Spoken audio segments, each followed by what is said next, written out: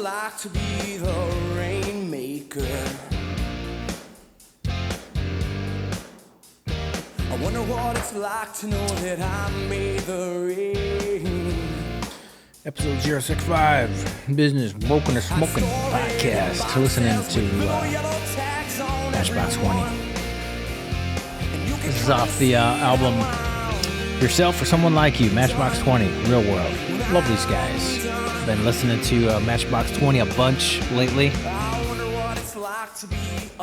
Figured it was a good intro for episode 065, Business Broken to Smoking Podcast.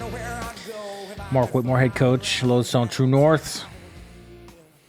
And in this podcast, what we're doing is we're talking about business, principles that make business good, how to run a business well, specifically the principles that are talked about by some of the thinkers, doers, writers, specifically talking about people who execute really well and get it done really well.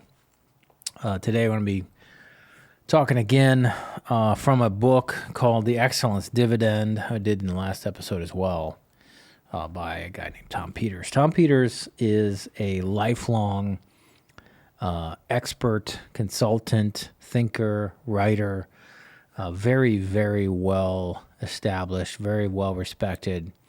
Excellence Dividend is highly worth a read. And I'm going to be pulling from a chapter about culture. It is chapter 3.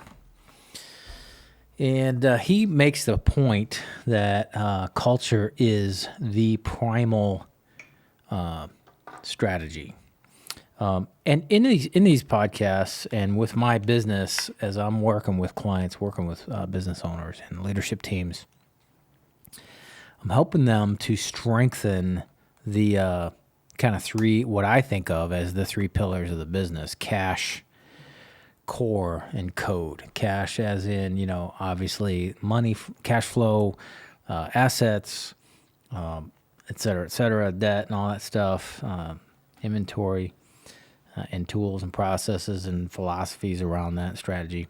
The second is core. So core is the invisible stuff, the who we are, why we're doing this, where we're going, what is it we do. And then code, kind of that third leg of the stool or third pillar, is the code to the business, the code to how we do things, the code to how we make decisions, how we buy and sell, how we execute, how we just operate. And so as I work with clients, I'm helping them to get tooled up around these three principles and helping them to understand how to do it better. And today we're going to be looking at culture. Of course, that's one of the principles in that core area, or the core principle is our core values, or our core to our culture, or our core idea of, hey, this is who we are here in this organization. And I'm going to read from chapter 3. He calls this kind of subsection the culture narrative. And let me start here. 3.1.1. Again, I explained this in the last episode, but the way he formatted this book is these are kind of his personal notes that he keeps in a deck, a PowerPoint deck, and he's got them organized in a decimal system. Let me put on my cheaters here. I've got my contacts in, and I can't read without cheaters. So, 3.1.1, culture is the game. No one at McKinsey was more dismissive of the, quote, soft stuff I was championing than the senior partner, Lou Gerstner. Lou was tougher than tough as nails, outspoken, and a strategist's strategist. Quote, get the strategy right, and you are 3/4 of the way down the road, unquote, was the implicit message. He eventually left McKinsey and went on to top jobs at American Express and then became CEO of RJR Nabisco. But there was another chapter to go, Big Blue. IBM in the late 70s and 80s was the iconic American company. As the 80s wound down, the company became flabby, missed many opportunities, and ended up in severe trouble. In a last gasp effort to return to its form, to return the firm to its glory, IBM's board called in Gerstner in 1993 to fix the mess. And fix it he did. At the end of his 9-year stint, IBM was once again riding high and well prepared for the years ahead. Gerstner recounted it in his chapter on IBM history in his 2002 book, Who Says Elephants Can't Dance. He reports at one point on what he called his premier, quote, lesson learned. And then Gerstner goes on to say, if I could have chosen not to tackle the IBM culture head on, I probably wouldn't have. My bias coming in was towards strategy, analysis, and measurement. In comparison, changing the attitude and behaviors of hundreds of thousands of people is very, very hard. Yet I came to see in my time at IBM that culture isn't just one aspect of the game. It is the game. Gerstner on culture. It is the game. Indeed it is. And he goes on, Tom Peters goes on to say, throughout this book, the word culture will appear many times. I'll talk about it as a key notion, such as in the initial innovation chapter, the importance of running a zillion rapid experiments in parallel. I'll write something like the following, quote, the idea of constant innovation as a byproduct of trying stuff fast is far, far easier said than done. To make it work, one needs no less than a try-it culture deeply embedded in the company's psyche. This or that big idea is eventually meaningless and certainly not sustainable without a supporting / encompassing culture umbrella. He goes on to say, culture matters most. He's got 3 affirmations here. First, Ed Sheen, MIT professor generally considered the founder of the culture movement, who said, culture eats strategy for breakfast. Second, affirmation, the Wall Street Journal, 2003 interview with Dominic Barton, managing member at McKinsey & Company. What matters most to a company over time, strategy or culture? And Dominic succinctly said, culture. And then affirmation number 3, culture is the game even when the game is football. Hall of Fame NFL coach Bill Walsh inherited a horrible San Francisco 49ers team in 1979. Though expectations were sky high, in the first year there was no improvement in the win-loss record. Year before Walsh arrived, 2 wins, 14 losses. Walsh's first year, 2 wins, 14 losses. Why no instant turnaround? Walsh reports in his book, The Score Takes Care of Itself, that he spent that first year working on culture, yes, on a football team. He explained, the culture precedes positive results. It doesn't get tacked on as an afterthought on your way to the victory stand. Pause here, a little side note. I took that idea and kind of created a little simple initial CPR, culture precedes results. That is huge.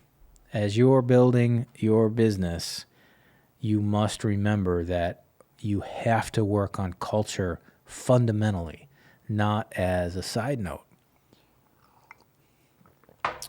Tom Peters goes on to say, during their first year, Coach Walsh reports that he worked on establishing an ethos of professionalism, decorum, support for one's teammates, and the like. The first year's result was that 2 wins, 14 losses record, but a scant 2 years later, in 1982, the 49ers won the Super Bowl with a record of 17 wins, 2 losses. Section 3.2, A CEO's Life, an enduring obsession with culture. Coming out of the above is my uncompromising CEO's first commandment. CEO job number 1 is setting and micro-nourishing 1 day, 1 hour, 1 minute at a time an effective, people truly first, innovate or die, excellence or bust corporate culture. The key words in my declaration are 1 day, 1 hour, 1 minute at a time. Culture is a chief's obsession, or it's pretty much nothing at all. Culture is shaped by the casual comment the boss makes to the receptionist as she walks through the door in the morning. Culture is shaped by 3 casual comments, no more than 30 seconds each, that the boss makes as she walks the 25 yards from the receptionist's desk to her office. Culture is shaped dramatically by the tone and quality and care put in the 6 emails the boss responds to in the first 15 minutes after she gets to her desk. Culture is shaped by every twitch and blink and comment the boss makes at the morning meeting. Now, this is pretty intense. So he has some rules here that he lists, and we're going to kind of go down through these, and then I'll just kind of comment on these and maybe bring in a little bit of example. The rules, and these are, you could kind of bullet point these, I suppose. Culture comes first. Now, I'm going to pause. I'm going to make a little note in the book here. I have this book all marked up. It's really easy to say that. Culture comes first. And it's hard to do, right? It happens whether you like it or not. I think what's hard to do is it's hard to have an intentional culture. Culture comes first no matter what, whether you do it or don't do it. If you don't do it, it'll be a culture of abdication, or a culture of, make up your own rules as you go, so to speak, or a culture of, hey, there's nobody paying attention here, but there is a culture. And the trick is to design the culture, to actually create the culture that you think needs to be there, rather than just letting it happen. Second big bullet point, culture is exceedingly difficult to change. Part of this is because culture is the result. It is I think it's like a DNA almost of the leader specifically, founder, but also jointly embodied by the leadership team. That leader gathers around them the kind of team they allow, whether purposely or accidentally. And in order to change the culture, often you have to change the people in the driver's seat, because the culture is a result of their belief system kind of unified. Now, often there is a lowest common denominator factor going on when, where people are always trying to find a place or a way to kind of lock together. And usually it's that lowest common denominator, and that thing can be pretty low. It can be pretty lame, that lowest common denominator. So that's partly why it's really hard to change culture, because you have to get rid of folks. You have to get rid of folks that have been there a long time, or that have been through a lot with you, or folks that are going to be disruptive, that when you get rid of them. Now, it's a lot less expensive to get rid of the wrong person than it is to keep the wrong person, but it's still painful. So culture is exceedingly difficult to change. Another bullet point here, culture change must not be evaded or avoided. Now, a little side note on this. It is paramount that you spend time identifying your culture. Many times when I start working with a company, they have a hard time even in elaborating on what their culture is. They have a hard time talking about it. They have a hard time putting words to feelings. They have a hard time sorting out their feelings. They are very bad generally at being objective and observational about the greater organization. And that's part of my job, is to help them learn how to do that and help them maybe get organized around that and to invest in thinking that way. But culture change cannot be evaded or avoided. And that is to say, you've got to spend time thinking and talking about what the culture is and what it must become, and what to do about it. All right. And it must be proactively pursued. And that has to come from the top. Somebody has to lead the way and say, we have this kind of culture and it's going to change to that kind of culture. And we're going to do whatever it takes. Next bullet point, culture maintenance is about as difficult as culture change. Okay, so as I'm working with leaders, that is a bit of a newsflash to them, right? Where it can be, well, they come into it saying, oh, once we get this done, it'll just be done. That's not the case. Culture maintenance is difficult. It takes a lot of time and a lot of energy. It's worth it. It is job number one, and it precedes results. So, or you could say the results you're getting are directly correlated with the kind of culture you have. So if you want to change the results, you got to change your culture. Now, there's a Lencioni book from a while back, the 5 Dysfunctions of a Team. And he spells that out in a bit of a process. And at the top of the pyramid is results. And that ultimately results come from, at the bottom of the pyramid, trust. Which is to say, to the level of trust that you have, that brings about ultimately the level of results. And so if you want to fix the results, you got to fix trust, which is to say culture. Culture maintenance, 1 day, 1 hour, 1 minute at a time.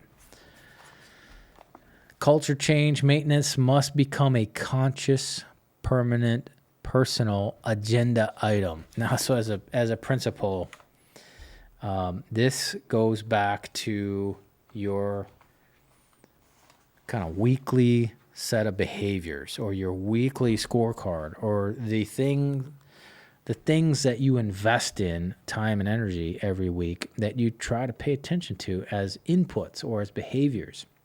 And that's where a good weekly scorecard comes in. It should show, hey, here's the 5 or 6 things that I need to be doing this week that are going to move the needle on my business long term. And those sort of things are behaviors. Often those sort of things are inputs. They're not outputs. They're, behaviors is a good way to say it. And as what Tom Peters is saying here, culture change maintenance must become a conscious, permanent, personal agenda item. Is he's saying you got to put it in your calendar. You've got to put it on your task list to say, today I will ABC 3 times so that someday our culture is X, or the culture becomes X, which will make the results become Y. And you got to tie those together. They are tied together, and the unwary and unwise leader doesn't notice that. Next bullet point, culture change / maintenance is manifest in, quote, the little things, far more than in the big things. So that is to say that, a lot of times there's an effort to kind of produce a meeting with glossy, glitzy stuff and put it on the wall and all that. And that could be the, quote, big things. But what he's saying here, from his decades and decades of experience and research and working with many, many, many clients, many, many companies, is it's the little things that change culture, that move the needle.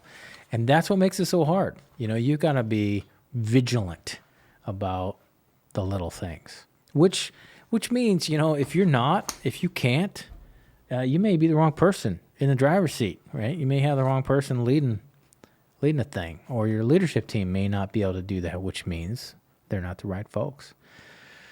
Repeat. This is another bullet point. Repeat culture change maintenance. 1 day, 1 hour, 1 minute at a time, forever and ever.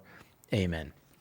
So, just a little quick podcast on driving the importance of culture being first. This comes from the Excellence Dividend, Tom Peters. So think about that, noodle on that. Get the book Excellence Dividend. If you need some guidance on it, give me a call or email. And meanwhile, we'll listen to a little bit more Matchbox 20 on the way out. Thanks for joining me. Business Broken to Smoking podcast. Mark Whitmore, head coach, Road Stone, Chino.